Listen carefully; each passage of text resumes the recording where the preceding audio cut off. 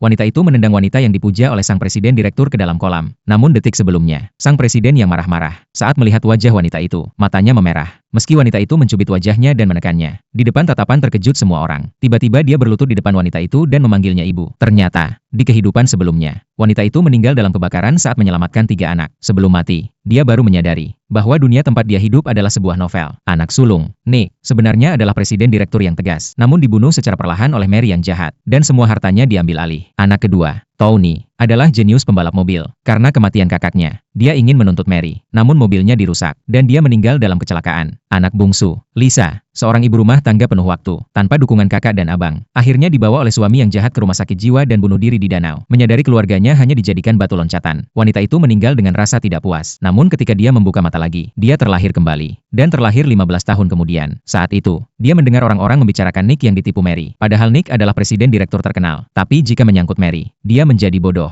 Wanita itu segera berlari menemui putranya. Begitu tiba, dia melihat Mary sedang mengganggu seseorang. Marah, dia menendang Mary ke dalam kolam. Nick panik dan berlari menghampiri, menanyakan siapa wanita itu. Wanita itu berkata bahwa dia adalah ibunya. 2 orang di belakang diam-diam merasa lega untuk wanita itu, karena mereka tahu Nick sangat memperhatikan Mary. Biasanya dia panik hanya karena bersin. Apalagi wanita ini berani mengaku sebagai ibu Nick. Melihat wanita berani itu, Nick tidak marah sama sekali. Sebaliknya, karena gerakan yang familiar, dia teringat masa kecilnya. Nick melihat wanita itu dan langsung tahu dia adalah ibunya. Akhirnya, momen itu terjadi. Dia segera membantu wanita itu duduk dan mengekspresikan kerinduan pada ibunya. Saat itu asisten menanyakan Nick, apakah ingin mengunjungi tunangan tercinta di rumah sakit. Nick langsung menolak. Asisten sempat mengira salah dengar, karena biasanya, jika mendengar nama Mary, dia ingin segera terbang ke sana. Namun kali ini dia tidak peduli lagi pada Mary. Nick mengabaikan asisten yang terkejut, membawa ibunya kembali ke Mansion. Saat itu Mary menelpon Nick. Nick langsung menutup telepon. Hari ini dia tidak akan pergi kemanapun, hanya ingin menemani ibunya. Mary yang ditelepon marah besar. Saat itu asisten menerima pesan bahwa Nick tidak menghukum wanita yang menendang Mary ke kolam, dan malah membawanya pulang dengan akrab. Mary marah. Akhirnya menyalurkan kemarahannya ke asisten. Dia tidak menyangka wanita itu begitu diperhatikan Nick. Malam itu, Nick berencana mengadakan pesta ulang tahun besar untuk ibunya. Dia ingin seluruh dunia tahu ibunya masih hidup. Melihat putranya tiba-tiba baik padanya, pastinya ada maksud tertentu. Benar saja, Nick berkata akan membawa Mary untuk bertemu ibunya. Jika wanita itu setuju, mereka akan menentukan tanggal pernikahan. Namun wanita itu tidak mungkin menerima orang yang membunuh keluarganya. Dia langsung menolak permintaan Nick. Nick berkata ibunya pasti salah paham tentang Mary, karena dia merasa Mary sangat lembut dan baik hati. Melihat putranya yang masih tertipu, wanita itu sangat marah. Akhirnya membuat Nick sepenuhnya menghapus pikiran itu. Mendengar itu,